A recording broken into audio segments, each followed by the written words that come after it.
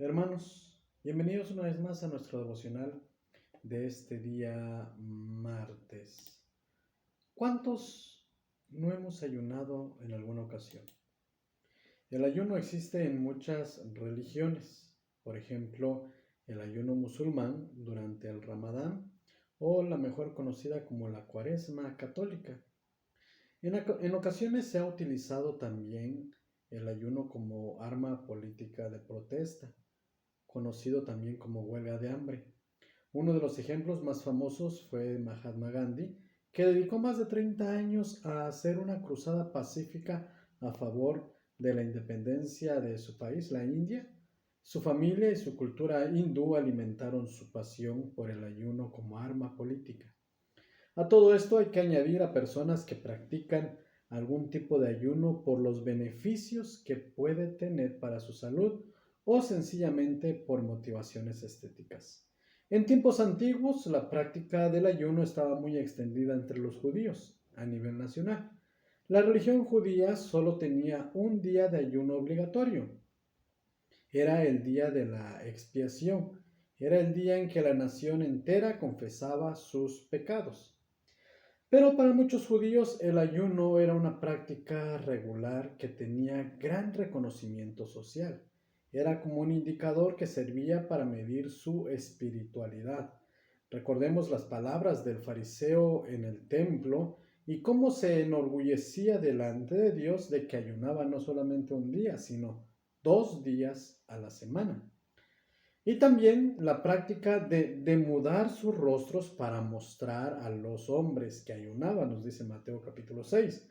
Por lo tanto, no es de extrañarse que en su actitud legalista llegaran a censurar al Señor y a sus discípulos porque no mostraban el mismo nivel de ascetismo que ellos observaban. ¿Por qué tus discípulos no ayunan? Esa fue la pregunta. Sin embargo, en la práctica del ayuno puede hacerse por causas equivocadas. Puedes abstenerte, por ejemplo, de comer, de beber o no mantener relaciones sexuales dentro del matrimonio por un determinado tiempo con el fin de buscar a Dios. ¿Cuál es la razón por la que tú ayunas? Si nuestras motivaciones no son las correctas, no vamos a agradar a Dios. Pensemos en algunas de estas causas equivocadas. En el Nuevo Testamento se nos cuenta de 40 hombres que se juramentaron bajo maldición a no comer ni beber hasta que hubieran dado muerte al apóstol Pablo, nos dice Hechos 23-21. Este es un ejemplo extremo de una malvada motivación para el ayuno. También, como hemos mencionado antes, muchos judíos de la época de Jesús ayunaban con el fin de parecerse superiores a los demás. Aunque quizá el caso más grave era el de los fariseos, que planteaban el ayuno como una buena obra que les llevaría a alcanzar la salvación. Recordemos la parábola que el Señor Jesucristo contó de un fariseo y un publicano que entraron en el templo a orar, allá en Lucas capítulo 18.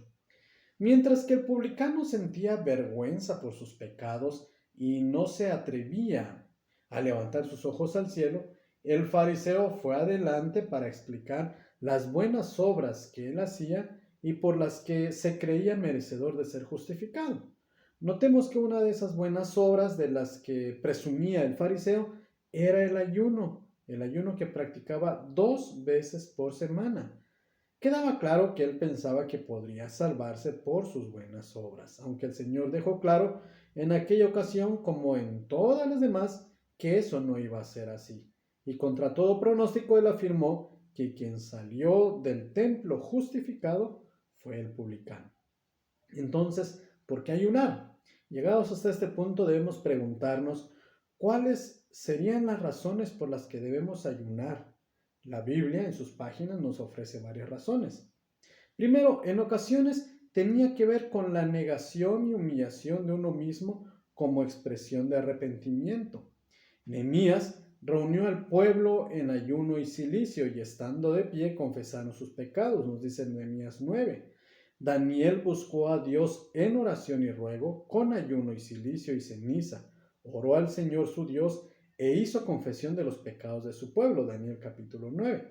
Saulo de Tarso, después de su conversión, afligido por su persecución de Cristo, Durante 3 días no comió ni bebió, Hechos capítulo 9. También se relaciona con la dependencia de Dios. Tiene que ver con ocasiones especiales en las que necesitamos buscar a Dios para pedir alguna dirección o bendición particular. Para ello nos alejamos del alimento y otras distracciones para concentrarnos en ello. Es por esta razón que el ayuno y la oración aparecen normalmente juntas. Moisés ayunó en el monte Sinaí inmediatamente después de que fue renovado el pacto mediante el cual Dios tomaba a Israel por su pueblo en Éxodo 24. Pablo y Bernabé ayunaron antes de designar ancianos en cada nueva iglesia que fundaban, Hechos capítulo 14. Y hay muchos otros ejemplos. La pregunta es, ¿deben ayunar los cristianos en la actualidad? Algunos piensan que el ayuno no es para la iglesia y argumentan diciendo que en el Nuevo Testamento apenas se menciona. Sin embargo, el Señor Jesucristo en el Sermón del Monte incluyó el ayuno entre los pilares de la piedad, juntamente con la oración y la limosna. Y dio por hecho que sus discípulos sí ayunarían. Fijémonos cómo comienza su exhortación. Cuando ayunéis, Mateo capítulo 6. De hecho, él mismo ayunó algunas ocasiones de las que tenemos constancia, Lucas capítulo 4. Y también encontramos diversas ocasiones que la iglesia ayunaba después de la ascensión de Cristo. Lo podemos encontrar en Hechos capítulo 13. El ayuno cristiano, entonces, hermanos, en conclusión, debemos decir que el ayuno cristiano no puede ser planteado como una buena obra que nos ayuda a ganar la salvación. Somos salvos por la obra de Cristo en la cruz y no podemos añadir nada a esto. Tampoco puede ser practicado con el fin de ganar el favor de Dios, puesto que ya contamos con el favor de Dios desde el mismo momento en que aceptamos a Cristo. Recordemos el razonamiento del apóstol Pablo. Si Dios nos dio a su propio Hijo, ¿cómo no nos dará también con Él todas las demás cosas? Romanos capítulo 8. Desde esta perspectiva es absurdo plantear el ayuno como una forma de forzar a Dios para que haga lo que pedimos, puesto que Él nos ama y desea intensamente bendecirnos.